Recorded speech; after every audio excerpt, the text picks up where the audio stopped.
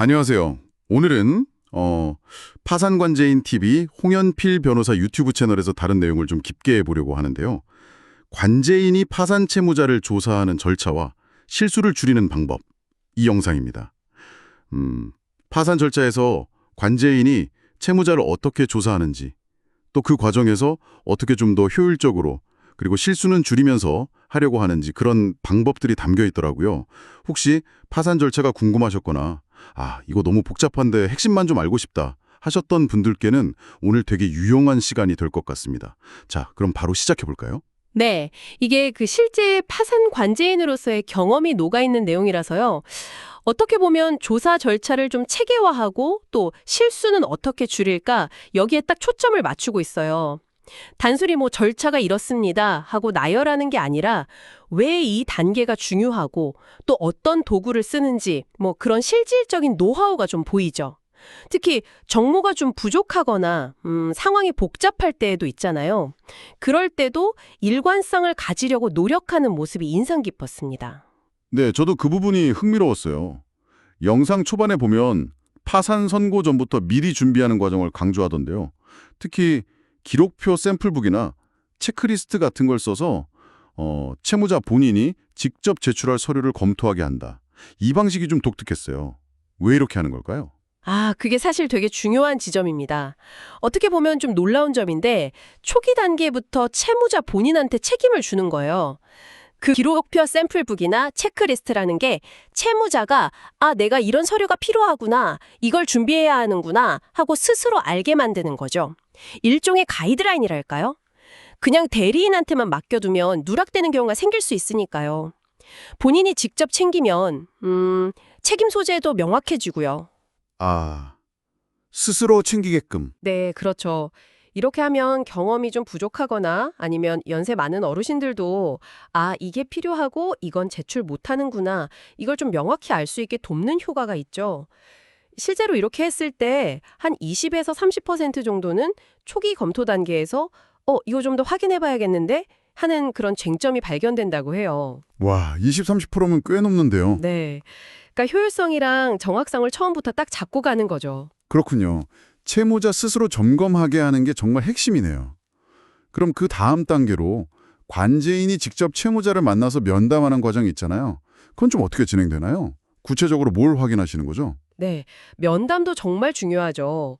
이건 뭐랄까, 관제인이 직접 그 샘플 양식, 신청 기록, 또 제출된 서류들, 이런 것들을 진짜 하나하나 대조하면서 기본적인 사실관계를 확인하는 과정이에요.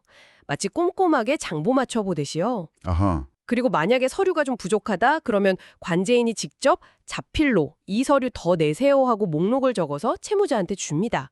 그리고 그 사본은 꼭 보관해 두고요. 사본을 보관하는 이유가 있나요? 네, 그게 나중에 혹시라도 뭐 이의제기라던가 서로 말이 달라지는 상황이 생길 수 있잖아요. 네네. 그럴 때 아주 중요한 근거 자료가 되거든요. 확실하게 남겨두는 거죠. 정말 꼼꼼하게 하시네요. 서류 하나하나 챙기고 근거까지 남기시는군요. 근데 뭐 모든 사건이 이렇게 순조롭게만 가진 않겠죠. 어떤 사건들이 좀 조사가 복잡해지고 마지막까지 해결하기 좀 까다로운 편인가요? 맞습니다. 몇 가지 좀 까다로운 유형들이 있어요. 대표적인 게 이제 부인 청구가 필요한 사건들. 부인 청구요?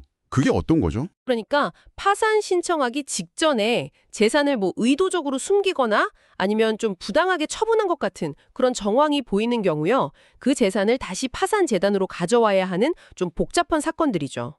재산 은닉 같은 거군요. 네, 그렇죠. 또 뭐 추가 조사가 더 필요하거나 현장을 꼭 가봐야 하는 경우 아니면 갑자기 채무자랑 연락이 딱 끊겨버리는 경우도 있고요. 그리고 개인 채권자가 너무 많아서 그분들께 일일이 서류 보내고 주소 확인하고 하는 게 어려운 사건들. 이런 것들도 시간이 꽤 걸립니다. 와, 정말 다양한 변수가 있네요. 그럼 그렇게 복잡한 사건들은 보통 어떻게 해결하려고 노력하시나요? 영상에서는 특히 이런 사건일수록 화해, 그러니까 합의를 통해서 해결하려는 노력을 많이 강조하더라고요. 그냥 강압적으로 하기보다는 과거에 좀 비슷한 사례들을 보여주면서 채무자를 설득하는 거죠.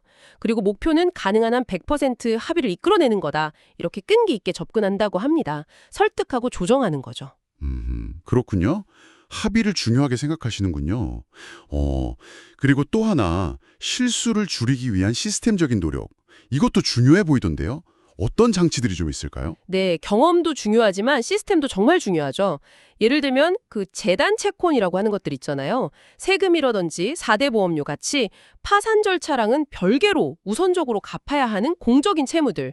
이런 것부터 아주 꼼꼼하게 확인하도록 딱 시스템화 되어 있어요. 아, 우선 변제 채권 확인이군요. 네, 그리고 채무자 본인이 직접 체납 내역 같은 걸 확인하고 여기다 자필로 서명까지 해서 책임감을 좀 더 주는 거죠. 본인이 직접 확인하고 서명까지. 수 있는 기간이 지나버린 건 아닌지, 또 평가하기 좀 애매한 채권은 없는지, 관련된 소송이 진행 중인 건 없는지, 이런 복잡한 쟁점들을 놓치지 않도록 꼼꼼하게 체크합니다. 네. 그리고 관련 법규나 판례 같은 게 바뀌면 계속 업데이트하고 동료 전문가들하고 같이 사례 검토하면서 아, 이 부분은 이렇게 하는 게 맞겠다 하고 계속 배우고 수정하는 과정 자체가 실수를 줄이는 하나의 시스템인 셈이죠. 와, 들어보니까 파산 관제인의 조사는 이게 그냥 서류 넘기는 그런 행정작업이 전혀 아니네요. 정말 철저한 사전 준비부터 직접 만나서 확인하고 또 끊임없이 배우고 시스템을 개선해 나가는 굉장히 전문적인 과정이라는 생각이 듭니다.